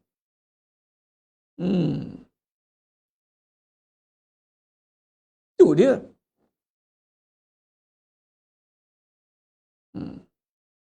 Jadi semua dah ada SOP.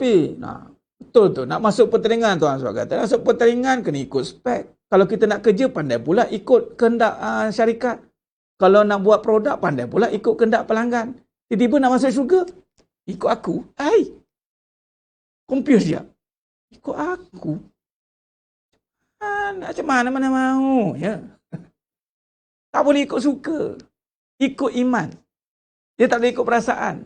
Ikut kebenaran. Ni perasaan ni Ustaz, tarik dia kepada kebenaran. Tarik dia. Ya. Ustaz, bolehkah suami give up dalam mendidik isteri kerana isteri tidak terima didik atau alasan suami tidak layak mendidik atau faktor sikap suami yang dahulu tidak pernah mendidik dengan ajaran Islam? Mendidik tidak boleh give up. Kalau kita give up, mana kita mendidik kerana manusia. Itu saja. Mendidik itu adalah suruhan Allah.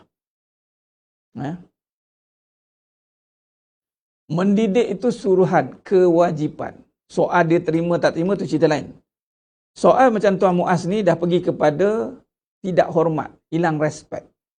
Dalam bab perkahwinan, itu respect, itu dia mesti ada satu sifat ikram, memuliakan suami, itu suruhan.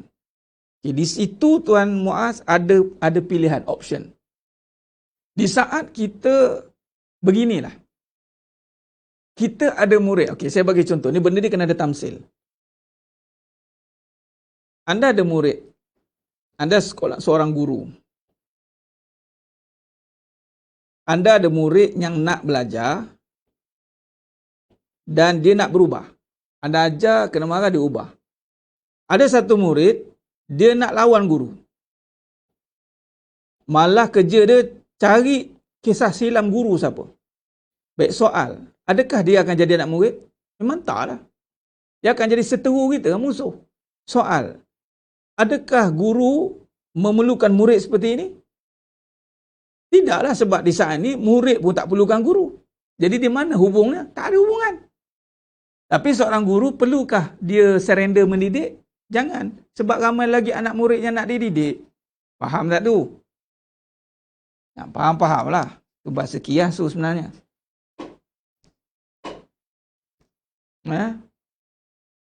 Pergi depan hakim. Tulis. Bagi tahu dia tak nak dididik yang Arif. Habis itu. Tapi saya tidak akan putus asa mendidik. Khalas. Hubungan apa yang nak dibina macam tu? Seorang isteri wajib muliakan suami dalam apa jua keadaan. Bagaimana begitulah seorang anak wajib muliakan mak. Bagaimana keadaan mak dia. Bagaimana mak dia tak suruh buat benda yang jahat, itu pun tak boleh hina mak. Tapi kalau seorang isteri dah mula pandang hina pada suami, anda faham? Yelah Ustaz, saya pun jahat. Awak jahat dulu tak? Itu bukan isu. Isu kalau seorang isteri dah tak boleh muliakan suami. Itu hubungan apa yang ada? Hubungan apa yang ada? Kalau guru, murid tuan-tuan, belajar tak boleh nak muliakan guru, hubungan apa yang ada? Itu kena faham. Tapi seorang guru tidak boleh berhenti mendidik. Dia tidak boleh give up kerana ada seorang murid yang melawan dia. Tak boleh. Tak kisahlah. Dah tak nak. Mendidik wajib. Mesti diteruskan. Tak adalah give up lah. Lepas aku tak percayalah perempuan. Tak boleh. Itu tak boleh. Nampak? Sedih saya Ustaz. Macam mana pula kalau... Sedih saya, orang yang saya sayang berkhianat Ustaz setelah saya sokong di saat dia tak ada, habis manis sepah dibuang. Itu sebab suka lah. Sebab suka jadi macam tu. Kita buatlah niat kita. Janganlah, belajarlah. Itulah buat kalau sebab suka. Habis saya sayang, ya kan suka. Waktu tu dah belajar makrif, ada tak sayang baca dengan nama Allah? Ngaku ya? Ke sayang baca dengan nama dia? Kan? Tu kenalah, terimalah. Damage is done. Itu saja. Belajar balik, bangun, bangkit. Ustaz, macam mana pula kalau suami tak nak mendidik isteri dan anak-anak alasan sebab dia tak layak untuk mendidik? Mohon penjelasan. Suami tak nak didik isteri. Pertama, jangan marah kalau isteri jadi kurang ajar. Bang nak makan, lempar dia pinggan. Pam bagi. Apa? Abang tak didik saya. Lepas tu isteri pula kalau bagi lasan tu, jangan marah pula suami jadi kurang ajar. Nak jadi apa rumah tangga macam tu? Jadi neraka. Kalaulah guru tak boleh didik anak murid ni ada seorang guru je ke? Gila cari. Sebab itu kewajipan suami mendidik isteri. Kalau dia tak mampu mendidik, benarkan isteri belajar. Sebab tu mana-mana suami yang tiba-tiba tak benarkan isteri belajar, tiba-tiba bagi arahan, melainkan dia mengajar isteri dia. Ini masuk ke hakikat lepas mengajar, siap lepas habis mengaji, abang nak kahwin lagi tak? So senyum sampai ke telinga senyum. Tapi nak bagi isteri faham bak kahwin lagi, tak faham-faham. Marah pula semua mengaji. Tu dia. Jadi isteri pula yang faham perkara itu, takkan nak masukkan diri dalam neraka. Tak boleh lah. Kalau dah suami tak mendidik, takkan nak biarkan diri tak terdidik. Faham? Isteri tak wajib didik suami. Tak ada nas dan kewajipan mendidik suami. Jadi kalau suami tak mampu mendidik, kewajipan mendidik diri sendiri tidak tertanggal. Sebab itu talabal ilmu faridatan ani kulli muslimin wal muslimat. Okay? Malah beruntunglah suami itu kerana namanya terpelihara. Disebabkan dapat isteri yang baik. Bagus Sulaiman. Jahat macam tu pun dapat isteri baik. Ya Allah. Tuan-tuan, bahayanya suami yang baik dapat isteri yang jahat. Kesian aku tengok Sulaiman. Tuan-tuan, tengok tuan. Punya bahaya fitnah wanita. Kesian aku tengok Sulaiman. Berserban, dia berjubah, dia isteri pakai skirt. Lepas tu tak boleh kahwin lagi pula tu. Alah. Kesian. Orang akan kesian. Tapi kalaulah suami jahat, isteri baik, beruntunglah Sulaiman. Dapat isteri baik. Lepas tu orang puji pula isteri. Bagus isteri. Sabar dengan perangai suami. Kalau bantailah suami yang dapat isteri jahat, biar isteri itu jahat, apalah suami ni dayus. Tak pasal-pasal kena dayus kat suami. Faham tak?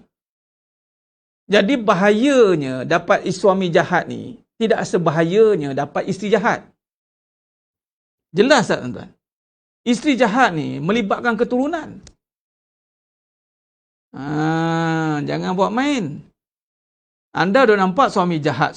Tak nampak isteri jahat.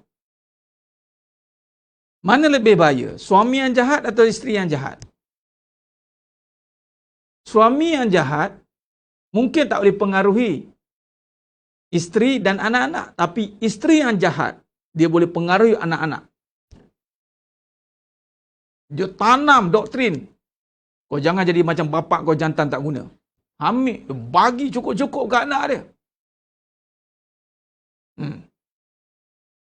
Saya pernah ada cerita tuan-tuan. Bukan suami jahat, tapi suami, ya Allah, garang je amat. Ni sahabat saya cerita, saya pernah cerita kan. Arwah mak dia, memang isteri solehah. Bapak dia lagi. Tuan-tuan, ayah ni tuan cerita, Ustaz, macam mana Ustaz? Dia punya tahap garang, Ustaz. Habis semua orang dia boleh marah. Dekat restoran tak ada kena-mengena pun dia boleh marah orang tu tuan. Tapi betul lah, saya macam mana nak hadapi ayah macam tu. Saya cakap, jangan sampai hilang peranan sebagai anak. Anak tetap anak tuan. Oh ya. Saya teringat lah mak saya. Mak saya ni Ustaz. Ada satu ketika tu, ayah saya ni, kalau nak makan Ustaz, di atas meja ni mesti ada buah tembikar, buah betik. Potong. Dia makan tak makan, itu protokol. Boy. Satu hari tu nak puasa. Tak potong buah betik. Dia tengok buah betik tak ada. Dia pergi dapur cari betik dia. Dia jumpa betik tu, dia lempar betik atas lantai, bersapai. Mak dia, arwah, ambil betik tu sapu, diam. Sikit marah tak ada, diam. Ayah dia marah. Lepas makan, buka, ayah dia bangun. Tahu siapa kena marah? Anak-anak kena marah. Dah kamu tahu bapak kamu tu suka betik, kamu tak potong, kenapa? Bapak kena. Sikit pun, mak dia, apa ni kan? Tak umpamakan anak-anak depan. Malu saya. Tuan-tuan, anak-anak respect mak. Malah tidak menghina bapak. Ya Allah, mak aku hebatnya. Betul, bila meninggal memang hebat. Ini pengakuan anak dia sendiri. Dia tengok mak saya solehah. Jadi, walaupun dapat suami macam tu, dapat mak yang baik, tak bahaya. Yang bahaya, dapat mak yang jahat. Dia, mak yang lempar betik depan bapak. Bapak diam. Ya, abang buat. Anak tengok, lah, sian bapak aku. Ingat hebat, no, misal gulung. Tapi balik rumah, lentuk ke bawah dia. Nampak?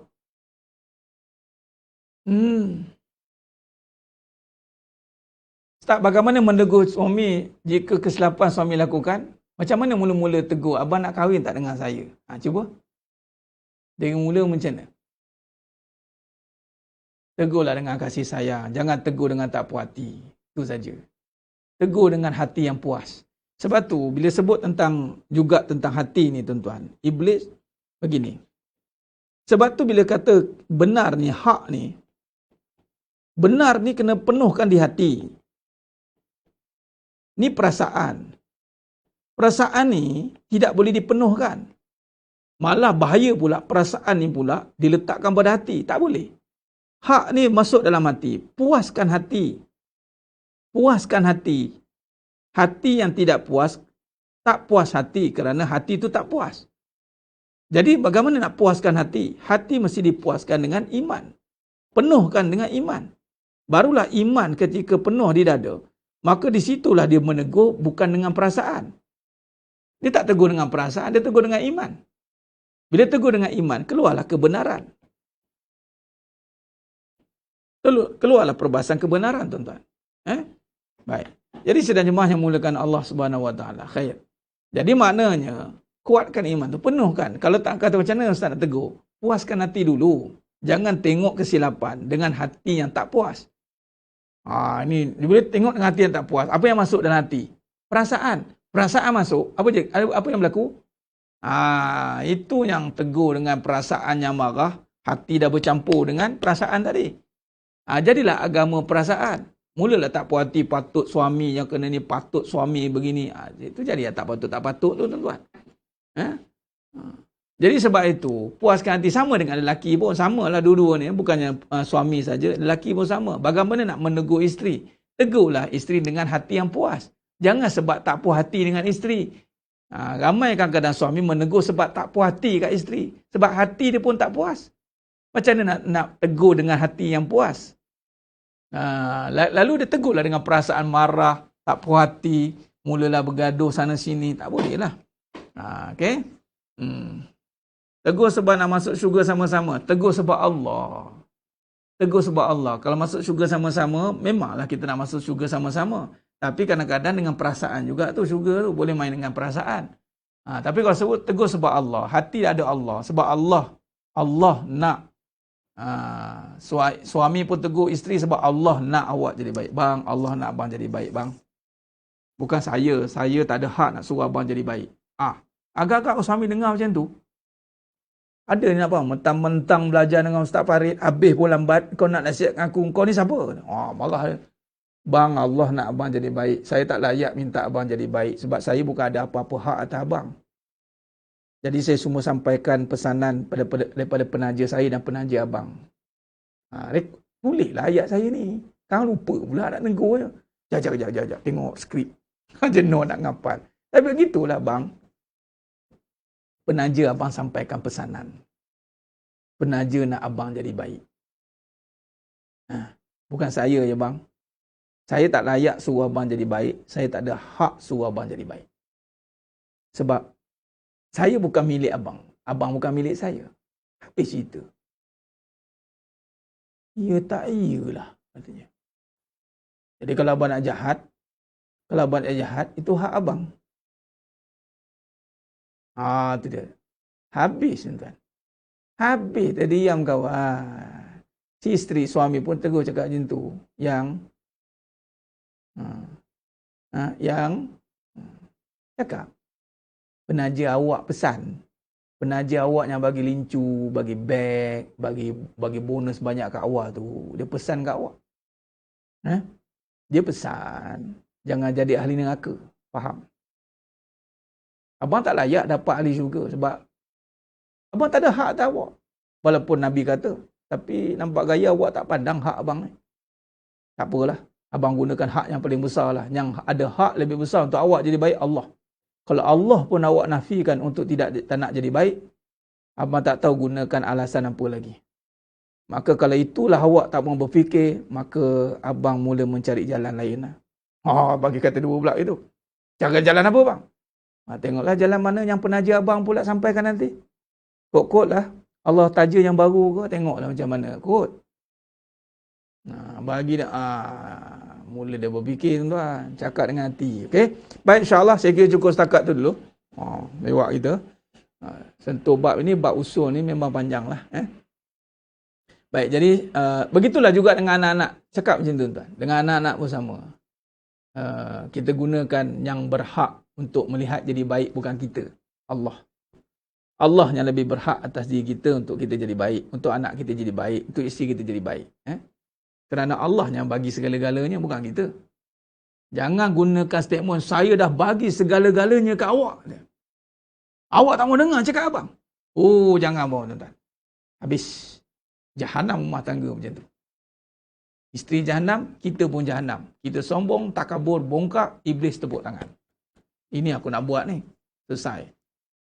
Habis. Isteri pula sama, 2 kali 5. Saya yang sara. Saya dalam hati. Tak payah sebut kuat. Dalam hati pun cukup. Ujub datang keluar habis. Binasa seluruh amalan. Hati-hati. Baik. InsyaAllah saya kira cukup setakat tu dulu. Pembahasan kita pada malam yang penuh barakah ni. InsyaAllah kita akan sambung dalam perbahasan kita pada siri yang akan datang. InsyaAllah. Baik. Alhamdulillah, mohon ampun maaf di atas segala kekurangan, terkasar kata, terkurang bicara. Moga-moga Allah Ta'ala sajalah yang menyempurnakan perbahasan kita pada malam ni. InsyaAllah. Alhamdulillah, sehingga kita bertemu lagi pada siri yang akan datang. Baik, untuk makluman, kelas kita buat selang-seli. Selang-seli bermaksud ada tarikh hari yang ni official, maksudnya bila kita gunakan prop ni ada nota semua ni official. Ada yang saya akan buat kelas santai macam semalam. Ada dalam seminggu tu ada 3 hari yang malam santai, insyaAllah. Yang tu lebih pada perbincangan-perbincangan, persoalan-persoalan yang dilontarkan lah. Yang ini kita terus kepada, sebab tu saya melihat sambil lalu saja. Sebab ini kita nak tumpukan kepada perbahasan dalam topik-topik yang telah kita pilih, insyaAllah. Khair. Baik, itu saja. Terima kasih banyak. Dan untuk makluman juga, saya ada share dekat grup Telegram. Ada yang bertanya nak jadi itu, nanti saya akan respon. Dalam grup Telegram, Allah Ta'ala takdirkan saya menjadi duta untuk grup Akikah Korban di Mekah. Dia sebulan lagi kita akan ada ibadah korban, insyaAllah. Maka yang mana berhajat boleh pasang niat. Dan saya telah bagi link itu. Nanti saya akan share juga dekat page nanti. Nanti bolehlah kita berkorban unta. Unta di tanah Haramain Mekah. InsyaAllah, moga-moga Allah sampaikan hajat kita ni. Dan seterusnya yang terakhir yang untuk billah, stiker billah dalam proses kita akan post dalam masa terdekat, insyaAllah. Tak banyak, kita ada 100 set saja. Kadang untuk lekat biar ingat, ini di kereta kan. Jadi masih lagi ada beberapa set lagi, boleh rujuk kepada yang saya berikan nombor tu, insyaAllah. Adik saya tu. Baik, itu saja. Untuk makluman, admin tak ada, kami bukannya kata mana ni admin tak reply, itulah dia seorang, adik saya. Dan pejamahnya ni, dan yang membantu mengendalikan teknikal itulah saudara Cik Aswak kita yang bantu. Dan ini dan yang lagi banyak tu lah tentera malaikat lah. Yang menampakkan dia lebih ramai tu. Dan insyaAllah kita doakan perjalanan ARF ni, Akademiatul Furqan ni, Allah rahmati, Allah berkati, bantulah dengan kita sama-sama menghidupkan majlis ilmu ni. Kita bantu diri kita untuk sentiasa berjihad, mempertahankan diri di dalam saf hadapan menuntut ilmu. Itu jihad besar tu. Jangan sampai syahid sebelum habis, sampai waktunya. Ini apa dia? Kita mati. Itu jihad yang tidak boleh berhenti. InsyaAllah. Baik. Terus setakat tu dulu. Aku qouli hadza wa astaghfirullah azim li wa lakum wa billahi taufiq wal hidayah. Assalamualaikum warahmatullahi wabarakatuh. Kita tangguh dengan tasbih kafarah dan suratul As. Subhanakallahumma wa bihamdik asyhadu an la ilaha illa anta astaghfiruka wa atubu ilaik. Bismillahirrahmanirrahim. Wal 'asr innal insana fi khusr illa alladzina amanu wa 'amilus shalihat wa tawassaw bil haqqi wa tawassaw bis sabr. Wallahu a'lam bissawab. Takbir. Allahu akbar.